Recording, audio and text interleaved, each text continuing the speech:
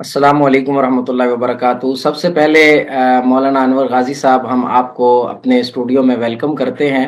آپ کا بہت بہت شکریہ، آپ تشریف لائے اور ہم آپ کو ویلکم کرتے ہیں، تہ دل سے آپ کے شکر گزار ہیں۔ آپ انتہائی قیمتی اور آپ اپنا بہت اچھا وقت نکال کے اپنے مصروف ترین لمحات میں سے آپ تشریف لائے۔ اللہ تعالیٰ آپ کو جزائے خیر عطا فرمائے۔ مولانا انور غازی صاحب، آپ کا تعارف آپ کی زبانی ہی اگر سن لیں تو زیادہ مزہ آئے گا ناظرین کو۔ سب سے پہلے جو ہے آپ یہ بتائیے کہ آپ تھوڑا سا اپنا تعارف پیش کر دیں، اور آپ یہ بتائیے کہ آپ نے اپنا دینی، علمی اور جو صحافتی کیریئر ہے اس کا آغاز کب کیا اور کیسے کیا، اور اس سفر کی مختصر کوئی داستان ناظرین کے سامنے آ جائے۔ جی بسم اللہ الرحمن الرحیم۔ وعلیکم السلام ورحمۃ اللہ وبرکاتہ۔ آپ کا بہت شکریہ، بہت شکریہ۔ آپ نے ہمیں اس قابل سمجھا کہ اپنے پروگرام میں بلائیں۔ دیکھیں، میری عمر اس وقت 48 سال ہو گئی ہے۔ 1978 کی میری پیدائش ہے، اور والد صاحب کا تعلق تھا جلندھر سے، اور والدہ کا تعلق تھا لدھیانہ سے۔ قیام پاکستان کے بعد والدین نے، ابو امی نے، دادا نے ہجرت کر کے ہمیں زمینیں ملی نواب شاہ میں، کلیم پر زمینیں ملی، تو وہیں رہتے رہے۔ تو میں اسکول پڑھتا تھا جو ٹاٹ اسکول ہوتے ہیں۔ 1985 میں میرے شوق کی بنا پر اب میرے والد صاحب نے مجھے داخل کروا دیا مدرسہ حسینیہ میں، دارالعلوم حسینیہ شہزاد پور میں، جامعہ دارالعلوم حسینیہ شہزاد پور، سندھ کا جو سب سے حفظ قرآن کا سب سے بڑا اور قدیمی مدرسہ وہ شمار ہوتا ہے۔ پورے پاکستان میں دو بڑے مدرسے ہیں جو حفظ کے اعتبار سے مشہور ہے، ایک قاری یاسین صاحب کا جامعہ تعلیم القرآن غالباً دارالقرآن فیصل آباد میں، دارالقرآن جی، دارالقرآن فیصل آباد، اور دوسرا سندھ میں ہے دارالعلوم حسینیہ شہزاد پور۔ تو ابتدائی حفظ کے بعد ابتدائی کتابیں میں نے یہیں پڑھی، اور پھر جامعہ دارالعلوم کراچی آ گیا۔ تو اس وقت یہی رواج تھا کہ ابتدائی کتابیں اپنے علاقے میں پڑھ لی جاتی تھی، اور اعلیٰ تعلیم کے لیے کراچی، لاہور یا بڑے شہروں کا رخ کرتے تھے۔ تو یہاں پر ہمارے استادوں کے استاد ہی پڑھا رہے تھے، چنانچہ شیخ الاسلام مفتی محمد تقی عثمانی صاحب، مولانا محمود اشرف عثمانی صاحب، اسی طرح مولانا شمس الحق صاحب آپ کے استاد ہیں، آپ نے براہ راست ان سے پڑھا ہے؟ ماشاءاللہ جی جی، شیخ الاسلام صاحب کے پاس ہم نے بخاری شریف پڑھی ہے، اور مولانا صاحبان محمود کی وفات کے بعد غالباً شیخ الاسلام مفتی محمد تقی عثمانی صاحب کا یہ پہلا ہی سال تھا بخاری شریف پڑھانے کا، اور اس کے بعد شیخ الاسلام کے صاحب کے ساتھ ایسا محبت اور عقیدت کا تعلق ہوا، تو آج 25 سال گزرنے کے باوجود بھی ہر چھوٹی بڑی بات کا مشورہ حضرت سے کرتے ہیں، وقتاً فوقتاً ہم جاتے رہتے ہیں، بلکہ فیملی کے ساتھ بھی حضرت کے یہاں جانا ہوتا ہے۔ حضرت آپ اور اس کے بعد اس میں جو صحافتی آپ کا کیریئر ہے یہ ذرا دلچسپ ہے۔ آپ نے کیسے ایک مدرسے کا نوجوان اٹھا اور اس نے جنگ اخبار جیسے پاکستان کا مین سٹریم اخبار سمجھا جاتا ہے، اس میں جو آپ کا دلچسپ سفر ہے، اگر آپ تھوڑا سا ہمارے نوجوان لوگوں کو، علماء کو بتائیں تو وہ زیادہ دلچسپی۔ جی، درس نظامی کی تکمیل کے بعد تخصص فی الافتاء کے لیے میں نے ارادہ کیا دارالافتاء والارشاد ناظم آباد کا۔ مفتی رشید احمد لدھیانوی رحمہ اللہ، یہ آپ جانتے ہیں کہ دارالافتاء ان کا بہت قدیمی تھا، اور تخصص فی الافتاء ہی کرواتے تھے۔ یہ دور ہے غالباً 2000 کا، اور اس وقت یہ جو تھا طالبان افغانستان میں یہ عروج پر تھے، اور مفتی رشید صاحب رحمہ اللہ ان کو بھرپور سپورٹ کرتے تھے، اور ان کے نظریات کو پرچار کرنے کے لیے، اور وہاں کیا کچھ ہو رہا اس کے لیے ایک اخبار ہوتا تھا ضرب مومن۔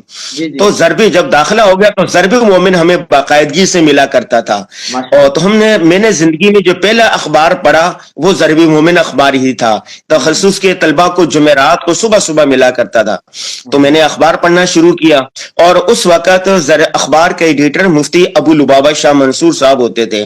مفتی صاحب جب اس میں کالم لکھتے تھے یا پروف ریڈنگ کے لیے ہم تخصص کے طلبہ کو بھی لے جاتے تھے دفتر، تو ہم کالم کی پروف ریڈنگ کرتے تھے، خبروں کی تصحیح کرتے تھے، اور علامات ترقیم وغیرہ لگاتے تھے. تو یوں دفتر میں بہت سارے اخبارات آتے تھے، روزنامہ جنگ، ایکسپریس، نوائی وقت. تو اس وقت اخبار کا ہی عروج تھا، صرف پی ٹی وی ہوتا تھا، پرائیویٹ چینل کوئی نہیں ہوتا تھا. تو سارے اخبار ہی پڑھتے تھے، کالم ہی صبح صبح پڑھے جاتے تھے. ان دنوں نذیر ناجی اور ارشاد حقانی کے کالم بڑے مقبول ہوتے تھے. تو ہم بھی وہ رفتہ رفتہ کالم پڑھتے رہے. تو وہ کہتے ہیں نا کہ لکھنے کا آغاز پڑھنے سے ہوتا ہے. پڑھتے پڑھتے اس ماحول میں وہ کہتے ہیں نا کہ صحبت صالح ترا صالح کنند، تو لکھاریوں کی صحبت بھی لکھاری بنا دیتی ہے. تو اخبار کے ماحول میں آگے، دفتر کے ماحول میں آگے، اس میں آگے سارے. تو رفتہ رفتہ وہ پھر ہمیں شوق ہوا کہ ہم بھی کچھ لکھنا شروع کر دیں.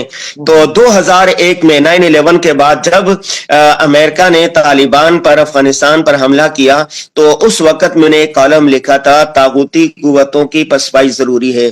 تو وہ اس وقت کے کئی اخبارات میں، ضرب مومن میں، اور اس کے بعد روزنامہ جنگ میں نے بھیجا. فیکس ہوتا تھا اس وقت، فیکس کر دیا کرتے تھے، دفتر کا فیکس تھا، وہیں پر میں نے روزنامہ جنگ کے ادارتی صفحے پر فیکس کر دیا. ہفتے کا دن تھا تو اتوار کو وہ لگ گیا. ان دنوں اتوار کو کالم شائع ہونا بڑی بات ہوتی تھی. تو جب کالم شائع ہو گیا تو ہماری بڑی حوصلہ افزائی ہوئی. تو وہاں سے پھر لکھنے لکھانے کا آغاز ہو گیا. اخبار ماشاءاللہ، اور آپ کا پہلا ہی کالم چھا گئے آپ تو ماشاءاللہ. جی جی، اللہ کا بڑا کرم ہوا. تو جب وہ میرا کالم چھپا نا، لوگوں کو، میرے ساتھیوں کو یقین نہیں آ رہا تھا کہ یہ آپ نے لکھا. کوئی کہہ رہا تھا مفتی ابو لبابہ نے لکھ کے دیا ہے، کوئی کہہ رہا تھا کسی اور نے لکھ کے دیا ہے. چونکہ ہم تو طفل مکتب تھے. تو بہرحال یہاں سے یوں آغاز ہو گیا. اور پھر ہم نے کورسز کے، اچھا ایک منٹ. اور پھر ہم نے جب تخصص الافتاء سے فارغ ہو گئے تو میں یہاں جامعۃ الرشید میں استاد لگ گیا، اور شام کے ٹائم میں اخبار میں کام کرنے لگ گئے. تو سب سے پہلے میں نے شعبہ پروف ریڈنگ سے شروع کیا، پھر شعبہ نیوز میں آ گیا، اور تقریباً 15 سال کے بعد ایک اخبار کا میں ایڈیٹر بھی بن گیا. جرنلزم کے، صحافت کے 39 شعبے ہیں، تقریباً 30 مختلف شعبوں میں کام کیا، اور کرتے کرتے ایک اخبار کا ایڈیٹر بن گیا. پھر آپ جانتے ہیں کہ 2000 کے بعد چینل آ گئے. تو جب چینل آ گئے، صحافی کم تھے تو اخبار کی بھرمار بھی ہوگی. جن کے اخبار تھے انہوں نے چینل لے لیے، جن کے چینل تھے انہوں نے اخبارات نکال لیے. تو یوں پھر مختلف اخبارات میں لکھتا رہا، نوائی وقت میں، ایکسپریس میں. کئی اخبارات سے مجھے کالم لکھنے کی بھاری برکت معاوضے پر پیشکش ہوئی 2006-07 میں. لیکن جنگ اخبار مجھے ایسا راس آیا تو یہاں سے جانے کی بالکل ہمیں وہ نہیں ہوئی کہ دل ضمیر گوارا نہیں کیا، دل نے گوارا نہیں کیا. اور آپ کا سفر چولی دامن کا ہے. اسی طرح آپ اسلام اخبار میں بھی، ضرب مومن پہ بھی ہم آپ کو ایک عرصے سے پڑھ رہے ہیں، اور ماشاءاللہ آپ کی تصنیفات بھی بہت ساری ہیں. بہت ساری ہم تو سنتے آ رہے ہیں جب سے انور غازی صاحب نے کوئی ایسا موضوع چھوڑا نہیں جس پہ کوئی کتاب نہ لکھی ہو. تھوڑی سی اپنی یہ تصنیفات کے حوالے سے خدمات کا تعارف کروا دیں. بہت اچھا آپ نے سوال کیا ہے کہ کتاب لکھنے کا سفر یوں ہوا کہ جب مشرف کا دور حکومت تھا، آپ جانتے ہیں کہ پرویز مشرف نے دینی طبقے کے لیے، مذہبی طبقے کے لیے بہت مشکلات کھڑی کر دی تھی، اور تنظیموں پر پابندی، فلاحی ٹرسٹوں پر پابندی، علماء کو سلسلے پابند کر دیا گیا. تو ان دنوں مدارس پر بھی بڑے چھاپے پڑ رہے تھے. تو 2005 میں یا 6 میں نے سب سے پہلے جو کتاب لکھی وہ دینی مدارس پر لکھی. اس کا عنوان یہ لکھا تھا کہ دینی مدارس دہشت گردی کے اڈے یا خیر کے مراکز. تو ان دنوں میں نے روزنامہ جنگ میں، روزنامہ اسلام میں، ضرب مومن میں بھی اس پر کالم لکھے. تو کئی کالم جب ہو گئے تو پھر مجھے اس پر خیال آ گیا کہ ان کالموں کو جوڑ کر اور مزید چیزوں کا، مختلف بڑے بڑے مدارس کا تعارف لے کے کیوں نہ کتاب بنا دی جائے. تو یہ کتاب کا جو نام تھا، مولانا عدنان کاکا خیل صاحب ان دنوں تخصص الافتاء کیا کرتے تھے، یہاں پر میری دوستی تھی ان کے ساتھ. تو میں نے صرف دینی مدارس رکھا تھا. تو انہوں نے اس وقت یہ شہرہ تھا دینی مدارس دہشت گردی کے اڈے، پرویز مشرف نے یہ نعرہ لگایا ہوا تھا، اور پوری دنیا میں مدرسہ ہی موضوع بحث تھا. اور ماڈل رجال کار میں سے ہیں جنہوں نے سب سے پہلے جو مدارس کا مقدمہ لڑا ماشاءاللہ اس میدان میں. جی جی तो पूरी दुनिया में ना यही मौजू डिस्कस हो रहा था, बहस हो रहा था। तो उस वक्त फिर मैंने ये किताब लिखी कि दीनी मदारिस दहशतगर्दी के अड्डे हैं या खैर के मराकज हैं। तो मदारिस का एक रोशन चेहरा दिखाने की कोशिश की। असल में एक किताब लिखी गई थी जिसने बताया था कि ये दीनी मदारिस जो है ना दहशतगर्दी के अड्डे हैं। तो उसके जवाब में मैंने ये वो कोई मदरसे का पढ़ा हुआ था, उसने बयान किया कि 10 सालों में मदारिस में क्या कुछ होता है, यानी इसके जो मनफी पहलू थे वो बयान किए। तो मैं भी चूंकि मदरसे का पढ़ा हुआ था तो मैंने एक कॉलम लिखा था 10 साल खुदा की बस्ती में। तो 10 साल खुदा की बस्ती में मैंने ये कहा था कि 10 साल मैंने भी मदरसे में गुजारे हैं और दरस निजामी में 10 सालों में 16 मुख्तलिफ किस्म के उलूम फ़नून पढ़ाए जाते हैं। और उन 16 उलूम फ़नून में बाज़ किताबें ऐसी भी हैं जो मुस्तशरिकीन की लिखी हुई है, गैर मुस्लिम की लिखी हुई है। यहाँ पर तो इत्तिफाक व इत्तेहाद का पैगाम दिया जाता है, ये खैर के मराकिज़ है, दहशतगर्दी के अड्डे नहीं। तो यूं फिर वो कहते हैं ना कि आदमी हिल गया, एक किताब, 2 किताब, 3 किताब। एक किताब के ऊपर अगर हम गुफ्तगू करें, जैसे डॉक्टर आफिया सिद्दीकी के ऊपर आपका बेहतरीन काम है, इसी तरह आपने एक शेख उसामा बिन लादेन के ऊपर और बहुत जबरदस्त आपने जो है ना मुख्तलिफ खानदानी निज़ाम के ऊपर आपकी किताबें पढ़ने लायक हैं। और मतलब हम एक किताब को अगर लेकर बैठ जाएंगे उसके अंदर इतनी तफसीलात और बेहतरीन आपने चीजें सुमोई हैं कि हमारा पॉडकास्ट उसी में चला जाएगा। तो मौलाना अनवर गाजी साहब, आपकी पूरी जिंदगी के ऊपर एक स्टडी होनी चाहिए। आप माशाल्लाह एक ऐसे नौजवान आलिम दीन हैं जिनको रोल मॉडल के तौर पर देखना चाहिए नौजवान उलमा को। तो मेरा आपसे एक सवाल है कि आज के दौर के अंदर, मौजूदा दौर के अंदर एक नौजवान आलिम दीन को जो रिवायती हम मदरसे के अंदर निज़ाम तालीम हासिल करते हैं, जिसके ऊपर हमें फ़ख्र भी अल्हम्दुलिल्लाह कि हमारी जो दरस निज़ामी है वो बहुत अच्छी एक पैकेज है, एक बहुत अच्छा निसाब है, सिलेबस है, जिसके बगैर जो है एक कोई भी बंदा एक जो बुनियादी जो है इल्म या आलिम कहलाने के लायक नहीं है। तो उसके बाद रिवायती दीनी उलूम के बाद आप क्या समझते हैं कि किसी और महारत की भी ज़रूरत है? उलमा को किन उलूम की ज़रूरत है, किन महारतों की ज़रूरत है? इस हवाले से ज़रा आप रहनुमाई कर दें। बहुत अच्छा सवाल किया आपने। देखें, मेरा तो एक ही मिशन, हदफ, विजन है कि हर अहले इल्म को, अहले फन को बोलने और लिखने का फन आना चाहिए। हदीस पाक में आता है बल्लिगु अन्नी वलौ आया। अगर तुम्हारे पास खैर की, भलाई की कोई एक बात भी है तो वो आगे पहुंचा दो। अपनी बात आगे पहुंचाने का, कन्वे करने के 7 मुख्तलिफ तरीके हैं। उनमें से 2 मारूफ तरीके हैं, एक बोलना, दूसरा लिखना। मैं ये समझता हूं कि जो आदमी जुल्म देखता है, जुल्म के खिलाफ आवाज नहीं उठाता, वो भी जालिम है। तो इसलिए हर अहले इल्म को, अहले फन को, हर नौजवान को अपने खैर के काम आगे पहुंचाने के लिए, कोई मुल्क व कौम की फलाह व बहबूद के लिए उसके जहन में कोई नया आइडिया है तो उस आइडिया को शेयर करने के लिए, देखिए बहुत सारे लोगों के जहन में नए नए आइडियाज होते हैं। नया आइडिया एक छोटे आदमी के जहन में भी आ सकता है। अगर वो आइडिया किसी बड़े के जहन में डाल दे तो एक नई चीज, एक खैर का काम शुरू हो जाता है। जैसे पाकिस्तान पहले तो सारे जद्दोजहद कर रहे थे कि यहां से अंग्रेज चला जाए, अंग्रेज ने मुसलमानों से हुकूमत छीनी थी, कह रहे थे अंग्रेज चले थे मुसलमानों की हुकूमत हो। उसके बाद चूंकि जमहूरी दौर था तो लोगों ने, मुफक्किर पाकिस्तान अल्लामा इकबाल ने कहा कि अगर जमहूरी तौर पर यहां पर इंतखाबात हुए तो बर्रे सगीर पाको हिंद में तो मुसलमान 15% से ज्यादा नहीं है, तो अंग्रेजों ही की हुकूमत होगी। तो चुनाचे हमें जिन इलाकों में मुसलमान अक्सरियत में है उन इलाकों को जोड़कर पाकिस्तान के नाम से एक अलग मुल्क बन जाना चाहिए। तो चुनाचे एक नजरिया पेश किया और उसके बाद अल्लामा एक उसमें मोहम्मद अली जना, मौलाना अशरफ थानवी, मौलाना शबीर अहमद उस्मानी, जफर अहमद उस्मानी, और पूरी एक लिस्ट है, पूरी एक नाम है, फरिस्त है कि जिन्होंने तहरीक पाकिस्तान की बाकायदा तहरीक चलाई, हिस्सा लिया बढ़ चढ़ के, और पाकिस्तान हमारे से वजूद में आ गया। तो नजरिया पेश करना, एक फिक्र पेश करना, एक नया आइडिया देना, तो ये नया आइडिया किसी के जहन में भी आ सकता है। इस पर मैं एक मिसाल देता हूं। एक कंपनी थी, वो टॉफियां بناتی تھی تو ٹافیوں کے اندر ایسا ہوتا تھا، ڈبہ ہوتا تھا تو بہت سارے ریپر خالی ہوتے تھے، اندر ٹافی نہیں ہوتی تھی. تو اس کمپنی کی گڈ ول جو تھی اور اس کی جو ساکھ تھی خراب ہونے لگی کہ بھئی یہ تو 100 ٹافیاں لکھی ہوتی ہیں تو 80 ٹافیاں ہوتی ہیں، بیچ میں 20 ٹافیوں کے ریپر خالی ہوتے ہیں. تو میٹنگ بلا لی رہی انہوں نے کہ بھئی کیا کیا جائے. مختلف لوگوں نے مختلف رائے دی. تو جو بھی رائے تھی وہ 1 مہینے کے اندر وہ کام ہونا تھا اور 1 مہینے تک فیکٹری بند کرنی پڑنی تھی اور اس پر 15-20 لاکھ خرچہ تھا. جب وہ میٹنگ ختم ہوگی تو ایک گارڈ کھڑا ہوا تھا، اس نے کہا سر جی میرے ذہن میں ایک آئیڈیا ہے، سن لیجئے. تو انہوں نے کہا بتائیں.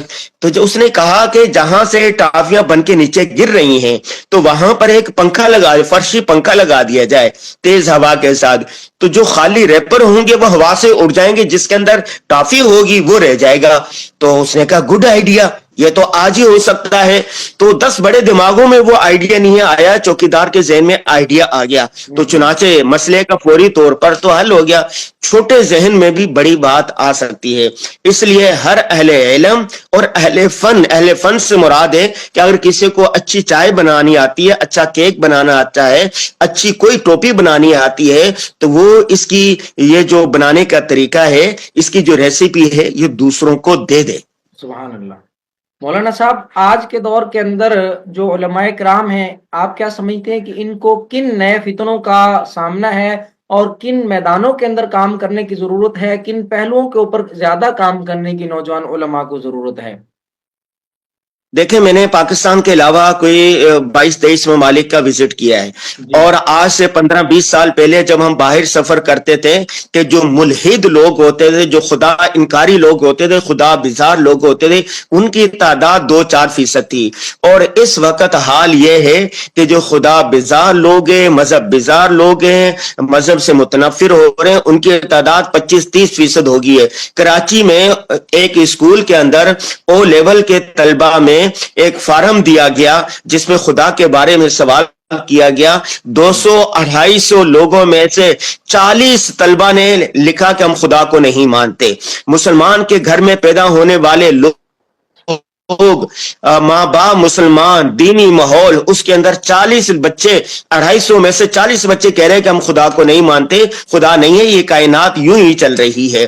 اور اسی طرح نوجوانوں میں، کالج یونیورسٹیوں میں بڑی تیزی سے الحاد پھیر رہا ہے.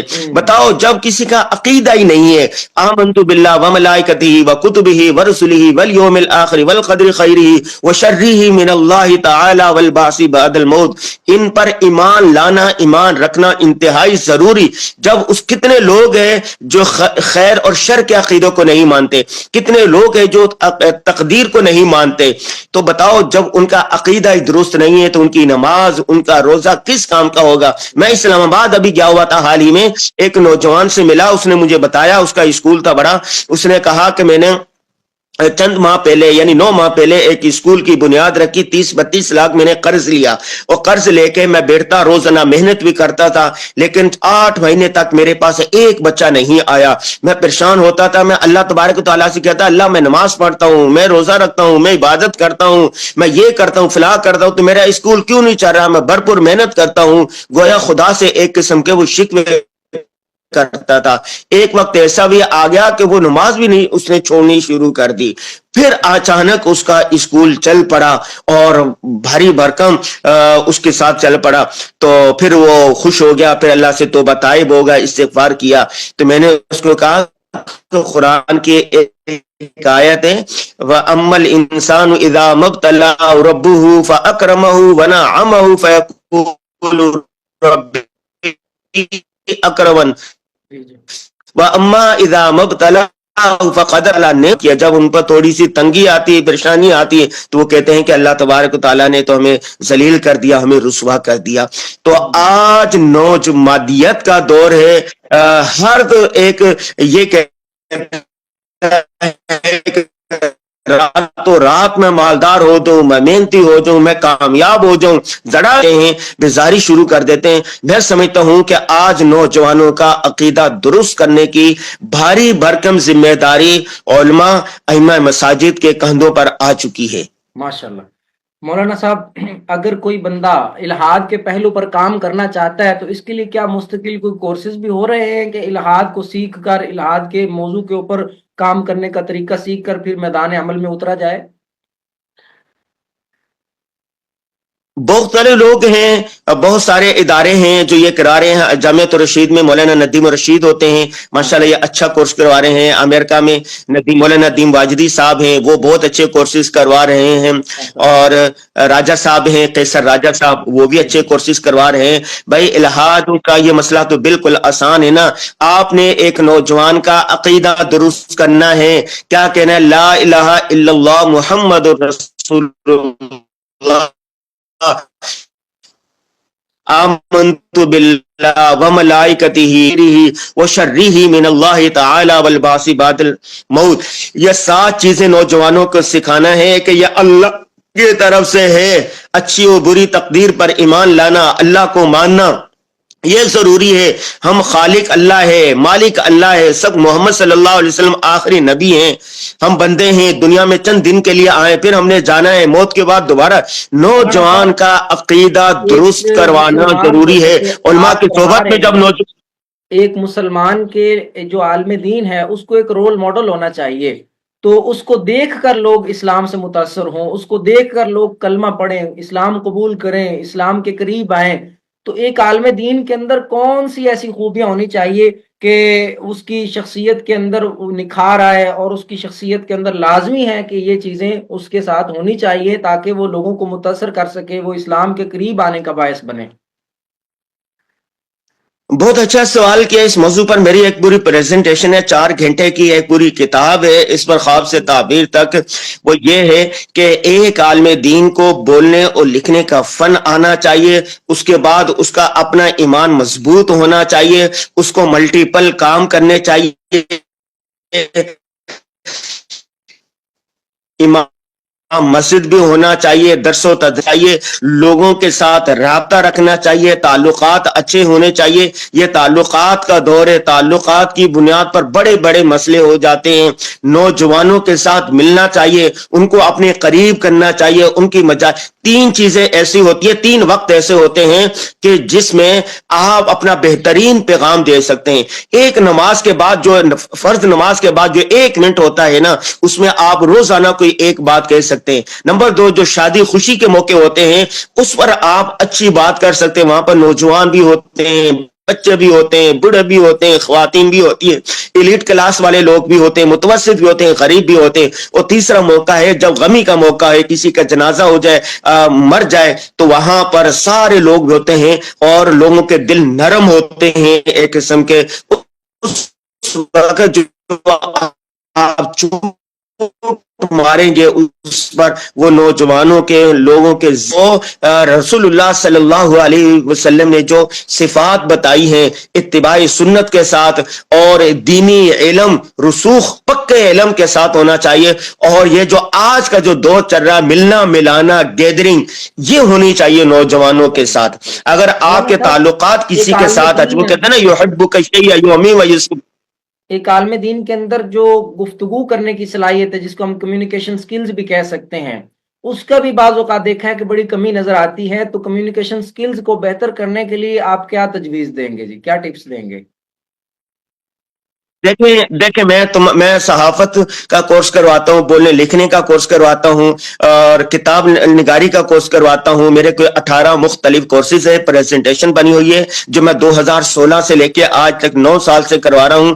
تقریباً 1350 طلبہ طالبات ہیں جن کو میں نے لکھنے اور بولنے کا فن سکھایا ہے. اور اس وقت بھی 6 مختلف گروپ چل رہے ہیں، طلبہ کے بھی طالبات بھی. تو ہم کہتے ہیں کہ ہر عالم دین کو بولنا اور لکھنا آنا چاہیے. اب بولنا اور لکھنا کیسے آئے گا؟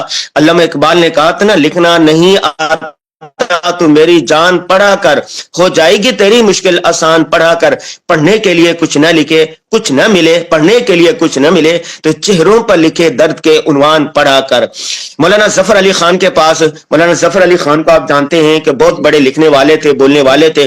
تحریک آزادی میں بے شک تو ان کے پاس ایک نوجوان آیا، ان سے محبت کرتا تھا، بہت سارے تحائف لے کے آیا اور کہا کہ حضرت میں بولنے اور لکھنے کا فن سیکھنا چاہتا ہوں. حضرت نے کہا آرام کریں، کل آنا. کل گئے تو حضرت نے کہا بولنے کے لیے ضروری ہے کہ آپ بولتے رہیں، لکھنے کے لیے ضروری ہے آپ لکھتے رہیں، لکھنا آ جائے گا. اور ان دونوں کے لیے مطالعہ چاہیے، ذخیرہ الفاظ چاہیے. آج کے دور میں وہ بڑا دانشور ہے، رائٹر ہے، مصنف ہے، مقرر ہے، جس کے پاس زیادہ انفارمیشن ہے، معلومات ہیں. ٹھیک ہے ضرور ہے عمل ضروری تکمیل تمنا کے لیے، ورنہ رنگین خیالات سے کیا ہوتا ہے، رنگین عقل مزاجی کے ساتھ یہ دونوں فن سیکھے جا سکتے ہیں. ماشاءاللہ. مولانا صاحب آخر کے اندر آپ نوجوان جی علماء کرام کے لیے کوئی پیغام دینا چاہیں گے، کوئی اپنے ٹپس، کوئی تجربات، کوئی ان کے سامنے آپ تجاویز رکھنا چاہیں تو وہ آپ رکھ دیں. میں کئی ممالک میں گیا ہوں، ان ممالک میں اور پاکستان میں ایک فرق ہے. ان ممالک کے پاس لوگوں کے پاس ٹائم نہیں ہے، ان کو ٹائم نکالنے کے لیے بڑی محنت کرنی پڑتی ہے، سوچنا پڑتا ہے. ہمارے پاکستان میں نوجوانوں کے پاس بلکہ سب کے پاس ٹائم ہی ٹائم ہے.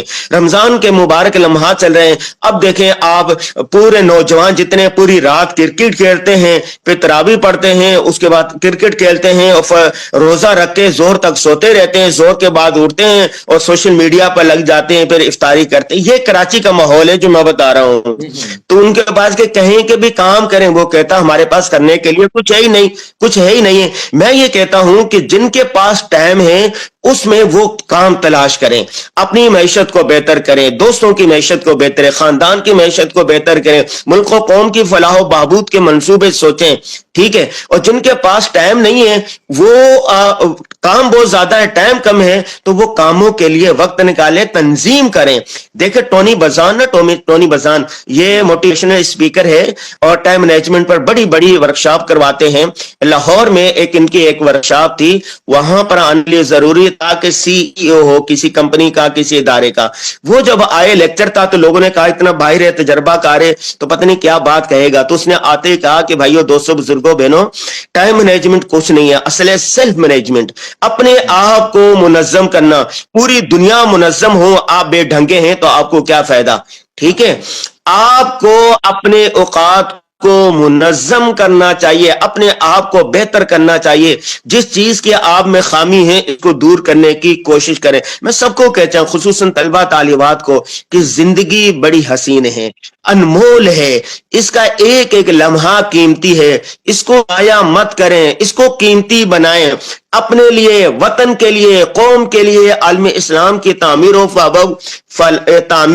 بہبود، فلاح و بہبود کے لیے، تعمیر و ترقی کے لیے بڑھ چڑھ کر کام کریں. جو کر سکتے ہیں وہ کریں، ورنہ ایسا نہیں ہوگا. آپ کہیں گے وائے متائے کارواں کے دل سے احساس زیاں جاتا رہا. اور مرنے کے بعد اشفاق احمد نے لکھا ہے کہ ایک نرس تھی اور جس کی ڈیوٹی تھی کہ جو آدمی نزاع کی حالت میں ہوتے تھے، موت کی آنے والی ہوتی تھی، وہاں اس کی ڈیوٹی تھی.